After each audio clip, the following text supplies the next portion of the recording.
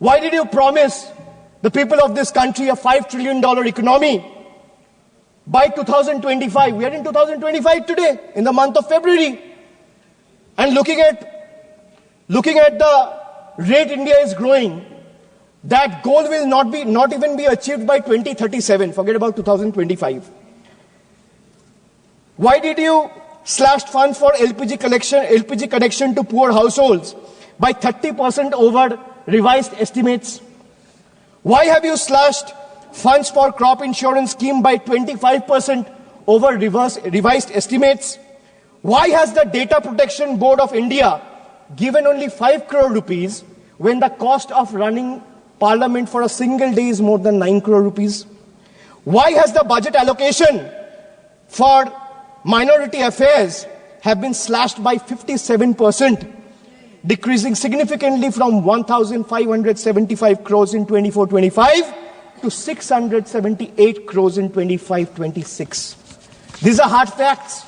These are data. Ma'am, now I come to half accountability. After half truths, after half federalism, after half minister, after half-baked answers, I come to half accountability. A government is expected to be 100% accountable. But this coalition government believes in half accountability. You all must be wondering, where is the other 50%? Well, that's conveniently covered by the Godi media. Because if you ask the media, according to them, this government is working 200%, is functioning at 200% efficiency. And in their world, in the media's world, there are no failures. Failures are invisible. Questions are forbidden.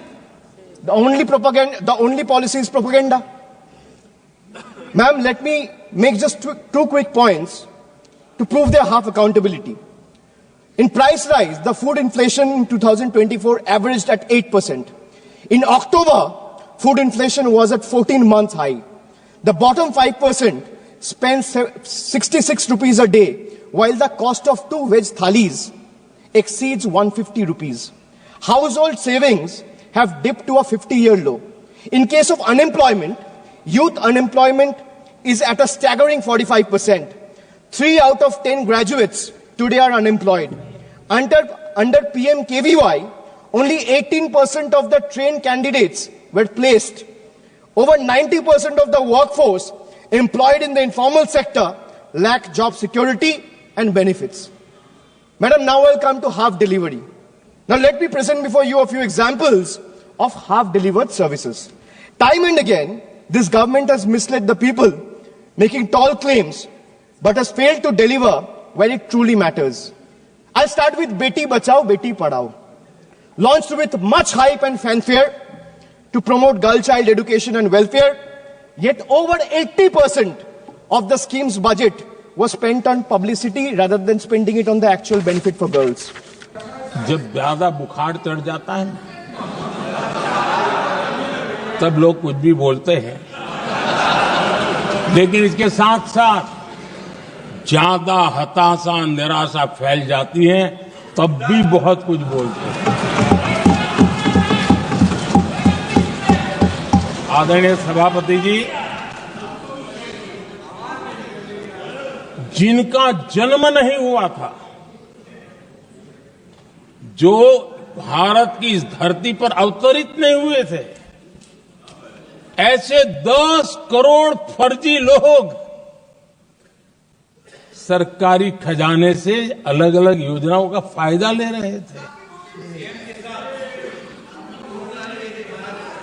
आदरणीय सभापति जी, सही को अन्याय न हो इसलिए राजनीतिक फायदा नुकसान की परवाह किए बिना हमने इन 10 करोड़ फर्जी नामों को हटाया और असली लाभार्थियों को खोज करके उन तक मदद पहुंचाने का अभियान चलाया। आदरणीय सभापति जी, ये 10 करोड़ फर्जी लोग जब हटे और भिन्न भिन्न योजनाओं का हिसाब लगाएं तो करीब करीब 3 लाख करोड़ रुपया गलत हाथों से जाने से बच गए। मैं हाथ किसका था ये नहीं कह रहा हूं, गलत हाथों से। आदरणीय सभापति जी, हमने सरकारी खरीद में भी टेक्नोलॉजी का भरपूर उपयोग किया, ट्रांसपेरेंसी लाए और जेम पोर्टल, जो आज राज्य सरकारें भी उसका उपयोग कर रही है, जेम पोर्टल से जो खरीदी हुई उससे आमतौर पर जो खरीदी होती है उससे कम पैसों में खरीदी हुई और सरकार के 1,15,000 करोड़ रुपए की बचत हुई।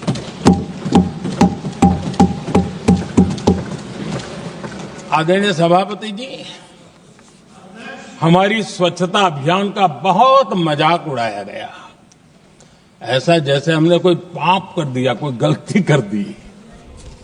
न जाने क्या क्या कहा जाता था, लेकिन आज मुझे संतोष से कहना है कि इन सफाई के कारण हाल के वर्षों में सिर्फ सरकारी दफ्तरों से जो कबाड़ बेचा गया ना, उसमें 2,300 करोड़ रुपया सरकार को मिले हैं। महात्मा गांधी ट्रस्टीशिप के सिद्धांत की बात करते थे। वो कहते थे कि हम ट्रस्टी हैं, ये संपत्ति जनता जनार्दन की है और इसलिए हम पाई पाई को एक ट्रस्टीशिप के सिद्धांत के आधार पर बचाने की और सही जगह पर उपयोग करने का प्रयास करते हैं। और तब जाकर के स्वच्छता अभियान से कबाड़ बेचकर 2,300 करोड़ रुपया देश की सरकार के खजाने में आ रहा है।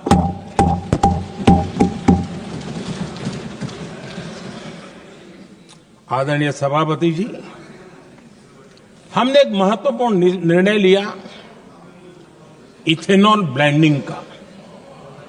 हम जानते हैं हम एनर्जी इंडिपेंडेंट नहीं है, हमें बाहर से लाना पड़ता है।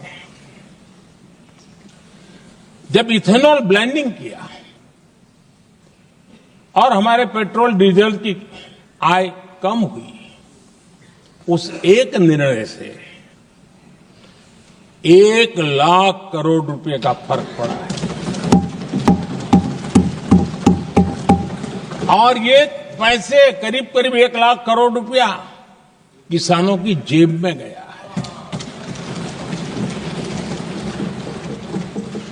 आदरणीय सभापति जी, मैं बचत की तो बात कर रहा हूं, लेकिन पहले अखबारों की हेडलाइन हुआ करती थी, इतने लाख के घोटाले, इतने लाख के घोटाले, इतने लाख के घोटाले। 10 साल हो गए, ये घोटाले न कर करके, घोटाले न होने से भी देश के लाखों करोड़ रुपए बचे हैं जो जनता जनार्दन की सेवा में लगे हैं।